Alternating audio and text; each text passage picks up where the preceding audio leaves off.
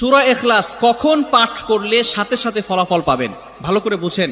সূরা ইখলাস হচ্ছে পবিত্র কোরআনুল কারীমের ভিতরে ছোট সূরাদের ভিতরে অন্যতম একটি সূরা। তবে ফজিলতের দিক থেকে সূরা ইখলাস হচ্ছে গুরুত্বপূর্ণ ফজিলত, এবং এই সূরাটা এমন একটা সময় আল্লাহ পাক রব্বুল আলামিন নাজিল করে দিয়েছেন যখন আল্লাহ রাসূল সাল্লাল্লাহু আলাইহি ওয়াসাল্লাম দ্বীনের প্রচার করতে লাগলেন।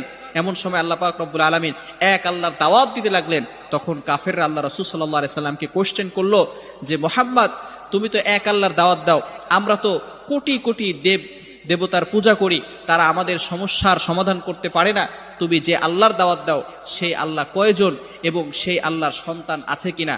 সাথে সাথে আল্লাহ পাক রব্বুল আলামিন এই কাফেরদের প্রশ্নের উত্তরে আল্লাহ রাসূল সাল্লাল্লাহু আলাইহি সাল্লামের কাছে এই সূরাটি নাজিল করলেন, কুল হুয়াল্লাহু আহাদ আল্লাহুস সামাদ লাম ইয়ালিদ ওয়া লাম ইউলাদ ওয়া লাম ইয়াকুল লাহু কুফুয়ান আহাদ।